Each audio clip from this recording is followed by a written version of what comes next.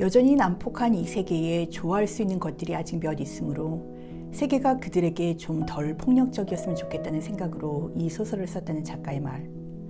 난폭한 세계 속에서 살아가는 대단한 힘은 없지만 선량한 사람들. 그들에게 이 세계는 적응하기가 너무나 힘든 비정한 곳입니다. 세계는 너무나 씁쓸하지만 여전히 그 안에서 존재하는 선량한 사람들의 존재. 그들의 조심스럽고 따뜻하고 섬세한 마음. 오늘 한번 느껴보시죠.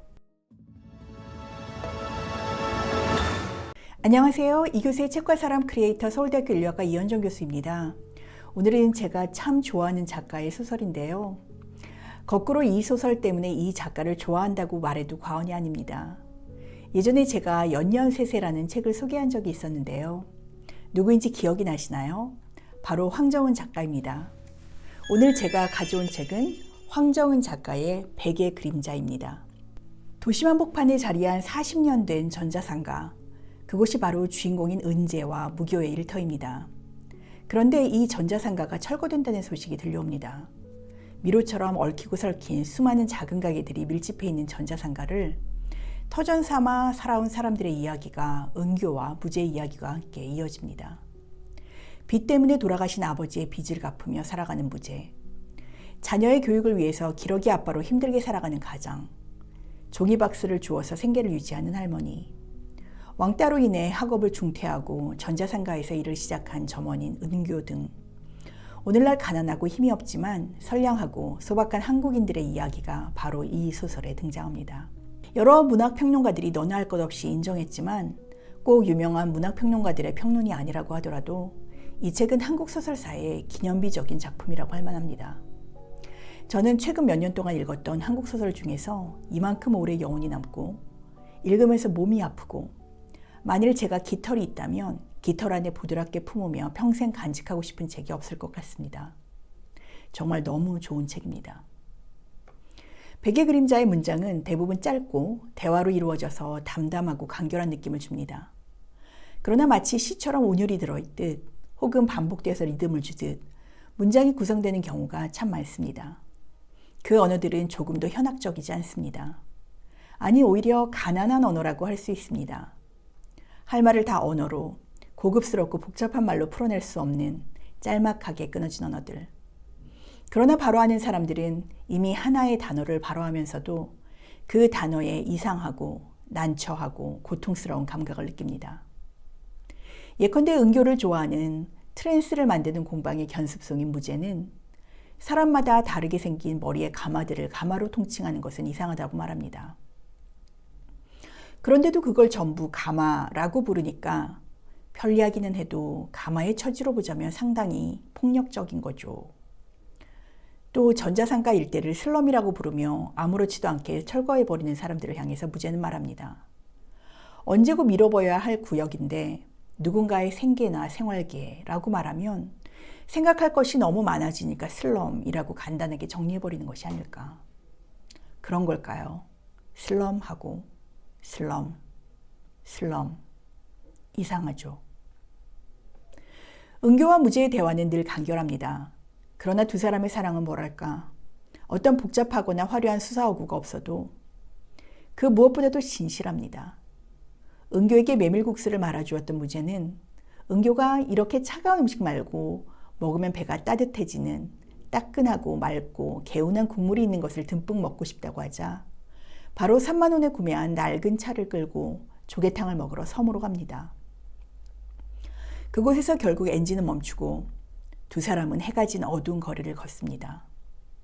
상황은 암담하고 어찌 보면 긴급한 상황 같지만 두 사람은 서로의 존재만으로 그곳을 신뢰하며 노래를 부르자고 이야기합니다. 암흑 속에서도 작은 불씨 같은 따뜻한 희망을 노래합니다. 그 불씨는 마치 이 소설에 나오는 전구가게인 오무사를 떠올리게 합니다. 두어 평 되는 작은 공간에 빽빽히 차 있는 전구와 상자들. 주인장인 할아버지는 전자제품 속에 들어가는 꼬마 전구 20개를 주문하면 꼭 21개를, 40개를 주문하면 꼭 41개를, 100개를 사면 101개를 넣어줍니다. 잘못 세웠기 때문이 아니라 구매한 사람이 사서 가는 길에 깨질 수도 있고 불량품도 있을 수가 있어서 괜히 다시 오는 번거로움을 겪지 않게 하기 위해 미리 하나를 더 넣어주는 거죠. 두 사람은 오무사 할아버지에 대한 이야기를 하다가도 노래를 부릅니다. 노래는 두 사람이 지닌 따뜻한 소망이자 부드러운 희망입니다. 그렇다면 이 소설 제목이 백의 그림자인 건 무엇을 뜻하는 걸까요? 제가 읽기에 이 소설에 여러 번 등장하는 그림자는 세상의 모든 약자들이 겪는 분노, 특히 지극한 모멸감을 느낄 때 동반하는 슬픔과 억울함이 어린 분노를 뜻하고 있습니다. 소설 속에서 그림자가 일어선다고 표현되고 있는데요. 백의 그림자인 까닭은 바로 그런 모멸감과 분노를 겪는 사람들이 백만큼 많기 때문입니다. 그림자는 어떤 환영이나 귀신이라기보다는 인물들이 겪는 심리적인 현실로서, 감정으로서, 경험으로서 구체적으로 등장합니다. 먼저 무죄가 목격했던 폐지를 주어서 생계를 유지하는 할머니 한 분의 죽음에 대해 묘사한 장면을 한번 들어보시죠. 제가 읽어보겠습니다. 우리가 사는 집의 뒤쪽엔 손수레를 끌고 다니며 박스를 줍는 할머니가 혼자 살고 있었는데 어느 날 다른 동네에서 거기까지 박스를 주우러 온 할아버지를 맞닥뜨려서 다툼이 일어난 거예요. 뭔가 시끄러워서 나가보니 대낮에 길복판에서 박스와 넝마 몇 가지를 두고 고래고래 싸움이 벌어진 것이었어요. 나로선 듣도 보도 못한 욕설이 오가고 두 노인이 서로 격렬하게 저주하며 상대방의 손수레에서 넝마를 끄집어내 던지다가 할아버지는 가고 할머니가 남았거든요. 할머니가 분하고 원통하다고 가슴을 두드리며 자기 집으로 들어가는 것을 나는 보았거든요. 능소화가 늘어진 콘크리트 블록담 앞에서 그녀의 그림자가 엄청나게 부풀어 오른 머리를 그녀 쪽으로 기울이는 것을 나는 보았거든요. 그녀가 자신의 집으로 들어간 뒤에도 그 길엔 넝마가 실린 그녀의 손수레가 남아 있었어요. 한낮에 그걸 보고 나도 집으로 들어갔는데 해질 무렵에 나와보니 그대로 수레가 남아 있어서 어떻게 된 일일까 하고는 말았는데 이날 할머니가 돌아가신 거였어요. 마당에 넘어져 있는 그녀를 동네 사람들이 발견했어요. 지병 때문에 가슴이 굳은 것이라고 당시 어른들이 말했지만 나는 그들이 쉬쉬하며 수근거리는 것처럼 그녀가 결국 그림자를 견디지 못해서 죽은 거라고 생각했어요. 자식들이 찾아와서 장례를 치르고 난 뒤로도 그녀의 손수레는 며칠이고 모퉁이에 남아 있었어요. 실린 것도 몇 가지 없이 박스 몇 개 하고 스티로폼 조각하고 비닐 같은 것들이었는데 나는 그 앞에서 그것들을 들여다보면서 이런 것들 때문에 죽는구나. 사람이 이런 것을 남기고 죽는구나 생각하고 있다가 조그만 무언가에 옆구리를 베어먹힌 듯한 심정이 되어 집으로 돌아갔다는 이야기예요. 결국 박스 몇 개 때문에 이런 것들 때문에 죽는구나. 사람이 이런 것을 남기고 죽는구나 라고 무죄가 말하는데요. 저는 이 부분을 읽으면서 가슴에 통증이 느껴졌습니다. 박스 몇 장은 누군가에게는 그저 버리는 쓰레기에 불과할 수 있겠지만 그것으로 생계를 유지하는 할머니에게 생존을 가능케 하는 근거일 수 있습니다. 누군가에게는 사소하게 쉽게 없애버리고 불질러버리고 철거해버리고 치워버리는 것일 수 있지만 다른 누군가에게 그것은 그야말로 자신이 겨우 살아가는 근거일 수 있다는 것을 우리는 너무나 잊고 살아가는 것은 아닐까요?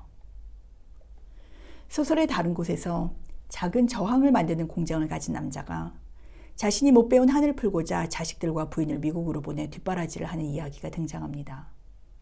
비싼 비행기표 때문에 자주 가족들을 만나지도 못하고 교육비며 생활비를 벌기 위해 공장일 이외에도 이런저런 잡일까지 하던 그 남자. 어느 날 그가 미국에 다녀오면서 주인공 은교가 일하는 수리실의 주인장인 여씨 아저씨에게 팥죽을 사들고 옵니다. 그리고 어렵게 꺼내는 말. 미국에 다녀왔는데 딸인 제니가 아버지 영어 발음이 창피하다면서 친구들 앞에서 말하지 말라고 했다고 합니다. 아빠에게 그러면 안 된다고 딸에게 꾸중을 했더니 피해자인 척하지 말라면서 네가 원해서 우리가 이렇게 미국 생활을 하고 있는 거 아니냐며 오히려 타박을 했답니다. 그러면서 그가 말합니다. 요즘 그림자가 일어서 라고요. 여씨 아저씨도 말을 잇습니다. 여씨 아저씨의 이야기도 한번 읽어보도록 하겠습니다. 나도 살면서 이런저런 사정을 겪었는데 그림자 정도 솟구치지 않을 수가 있나. 우리 집 현관에서 말이야 구두를 신고 있는데 반짝 일어서더라고.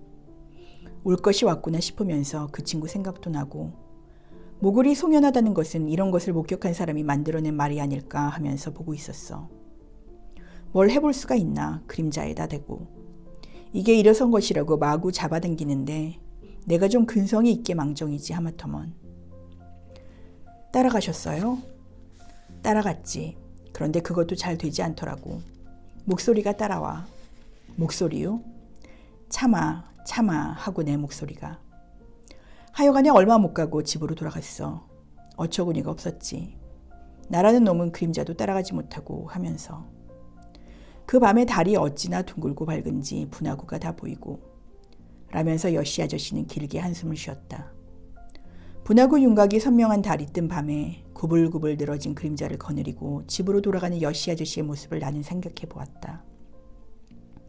여시 아저씨가 말을 이었다. 요즘도 이따금 일어서곤 하는데 나는 그림자 같은 건 아무것도 아니라고 생각하는 거야. 저런 건 아무것도 아니다 라고 생각하니까 인력이니 뭐니 견딜만 해서 말이야. 그게 실은 아무것도 아닌 것은 아니지만 아무것도 아니라고 생각하니까 가끔은 아무것도 아닌 것 같고 시간이 좀 지나고 보니 그게 정말 아무것도 아닌 것이 맞는 것 같고 말이지. 그림자라는 건 일어서기도 하고 드러눕기도 하고 그렇잖아. 물론 조금 아슬아슬하기는 하지. 아무것도 아니지만 어느 순간 아무것도 아닌 것이 아닌 게 되어버리면 그때는 끝장이랄까. 끝간데 없이 끌려가고 말 것 같다는 느낌이랄까. 하여간에 말이지 라면서 여시 아저씨는 서랍 속에서 드라이버를 꺼내서 앰프 껍데기에 꽂힌 나사를 돌리기 시작했다. 세상의 약자들이 느끼는 그 억울함과 모멸감에서 올라오는 분노는 어찌 보면 가진 자의 눈에 아무것도 아닌 것으로 인해 발생하는 것이기 때문에 아무것도 아니라고 생각해 버릴 수도 있지만 정말 그것이 아무것도 아닌 것이 되어버리면 그땐 끝장이랄까. 정말 우리가 인간으로 가진 최소한의 자존심과 존엄성도 내버리는 게 아닐까. 그야말로 끝간데 없이 끌려가고 마는 것이 아닐까. 그러나 그 아무것도 아닌 것 뒤에는 항상 목소리가 따라옵니다. 참아 하는. 그림자를 따라가게 되면 분노가 치솟아 어쩌면 이를 저질러 버릴 수도 있는, 어쩌면 자신의 목숨을 내버리게 될 수도 있는, 그렇게 참아 하는 목소리가 늘 따라오는 것이겠죠. 여러분들 다른 긴 말이 필요 없을 것 같습니다. 정말 너무나 감동적입니다. 꼭 이 책을 읽어보시길 바랍니다. 그리고 우리가 함께 살아가는 것이 무엇인지를, 약하고 작은 것들을 어째서 우리가 소중히 여겨야 하는지를 음미해 보시기를 바라겠습니다. 오늘 영상이 좋으셨다면 좋아요, 구독, 알림 설정 부탁드리겠고요. 저는 다음 시간에 또 여러분들을 만나 뵙도록 하겠습니다. 감사합니다.